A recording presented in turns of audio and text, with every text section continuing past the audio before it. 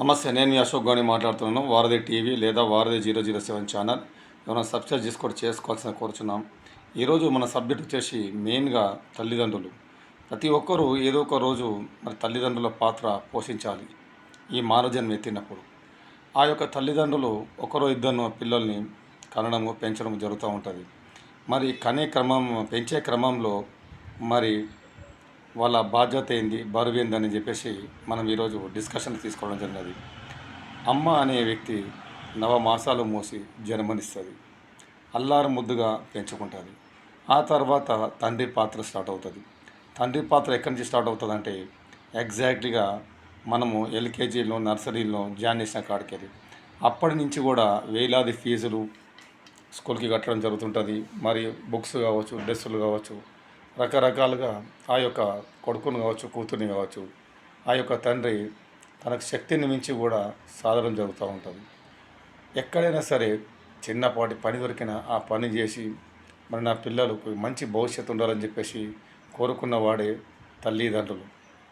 అలాంటి తల్లిదండ్రులు మన తల్లిదండ్రులు ఏ విధంగా బతికారని చెప్పేసి పిల్లలు ఒక్కసారి ఆలోచిస్తే మన పిల్లలు ఆలోచించాలి తల్లిదండ్రులు అనేవాళ్ళు ఎంత కష్టపడ్డారని చెప్పేసి. ఉదాహరణకు ఒక పండుగ వస్తే పిల్లల కొరకు తల్లిదండ్రులు 1000-2000 రూపాయల బట్టలు తీసుకుంటారు. అదే తల్లిదండ్రులు 500 రూపాయలు, 400 రూపాయలు, 600 రూపాయల మరియు ప్యాంటు షర్టు కావచ్చు, అమ్మ చీర జాకెట్ కావచ్చు, అన్నీ కూడా సర్దుకుంటారు.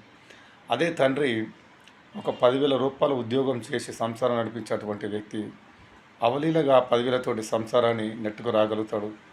తన ఇంటి అవసరాలు తీర్చగలుగుతారు, తన పిల్లల ఫీజులు కట్టగలుగుతారు. అదే ఈ రోజునటి యువకులకి 10,000 రూపాయల జీతం అంటే ఒక వారంలో ఖర్చు పెడతారు, మళ్ళీ మిగతా 3 వారాలు అప్పులప్పాలవుతారు. తండ్రి అనే బాధ్యత గల వ్యక్తి తనకు వచ్చిన ప్రతి రూపాయిని తన కుటుంబాన్ని కొరకు సద్వినియోగం చేసుకుంటూ ముందుకు పోతాడు.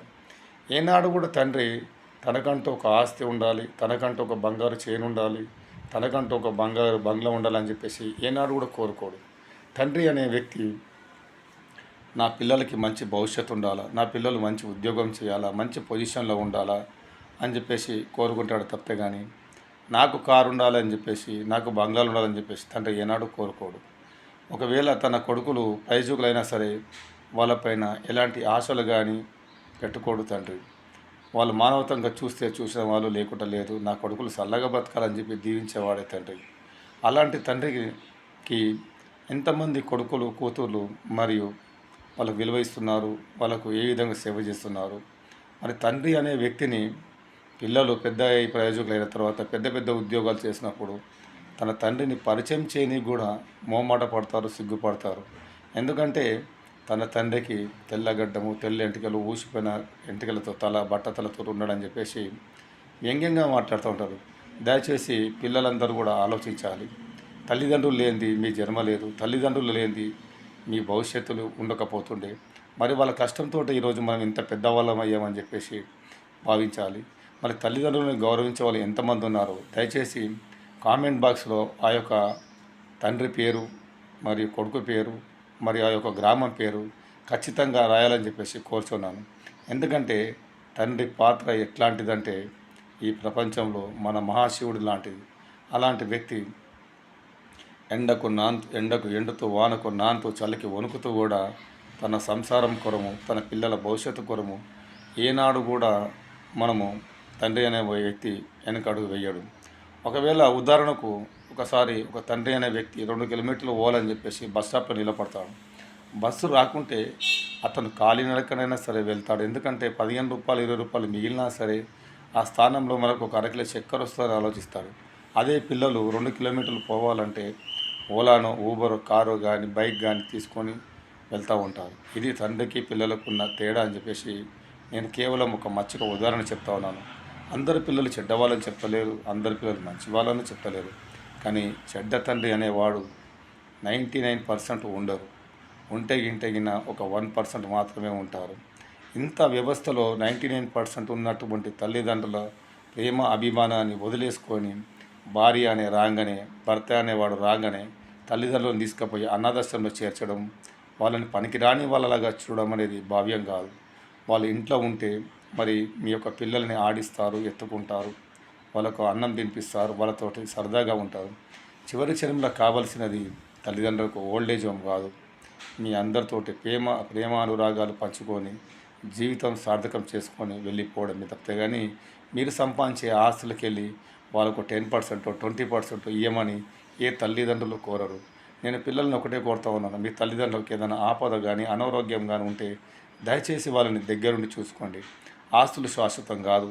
ఈరోజు తల్లిదండ్రులు సంపాదించిన ఆస్తులు వాళ్ళు చనిపోతే మరియు వాళ్ళ పిల్లలే వారసులు అవుతారు. వాళ్ళ పిల్లలు చనిపోయిన తర్వాత వాళ్ళ మనమలు వారసులు అవుతారు. అంతే తప్పితే కానీ ఎవరు కూడా తీసుకురాలేదు, ఎవరు కూడా ఆస్తులు తీసుకపోరు. దయచేసి తండ్రి పేదవాడైనా సరే, గొప్పవాడైనా సరే, సినిమా యాక్టర్ అయినా సరే, ఎమ్మెల్యే అయినా సరే, మినిస్టర్ అయినా సరే, కానీ తండ్రిని తండ్రి అంటారు తప్పితే కానీ మినిస్టర్ తండ్రి, డాక్టర్ తండ్రి, లాయర్ తండ్రి అని పిలువరు ఎక్కడ కూడా. తండ్రి అనే పాత్ర ఈ భూ ప్రపంచంలోనే ఒక ఆరతి కర్పూరంలాగా తను కాలిపోతానని తెలిసి, తను కరిగిపోతానని తెలిసి కూడా తన యొక్క కుటుంబం కొరం నిరంతరం కష్టపడేవాడే తండ్రి. అలాంటి తండ్రికి ఎంతమంది గౌరవం ఇస్తున్నారో దయచేసి కామెంట్ బాక్స్లో తెలియజేయాల్సిన కోరుతున్నాను. ఎందుకంటే మీ యొక్క గ్రామం పేరు, మీ యొక్క ఊరు పేరు కానీ, మీ యొక్క తండ్రి పేరు, ఇంటి పేరుతో సహా మెన్షన్ చేసి మీ యొక్క తండ్రి గొప్పతనాన్ని కూడా తెలియజేయాలని చెప్పేసి కోరుతున్నాను. ఎందుకంటే మీరు పెట్టే మెసేజ్ తోటి ఇంకా 10 మంది విని వారి యొక్క కుటుంబాలలో మార్పు వస్తుందని చెప్పేసి ఆశపడుతూ కూడా నేను ఈ యొక్క వీడియో చేస్తూ ఉన్నాను. ఎందుకంటే తండ్రి జీవితంలో అన్నీ కోల్పోతాడు, కానీ కోల్పోయింది ఏంద్రా అంటే తన పిల్లలు తనకు ఆస్తి అనుకునేవాడే తండ్రి. దయచేసి మన ఛానల్ని సబ్స్క్రైబ్ చేయకుంటే చేసుకోవాల్సిన కోరుచున్నాను. ఇట్లు మీ అశోక్ గౌడ్. దయచేసి లైక్ చేయండి, షేర్ చేయండి.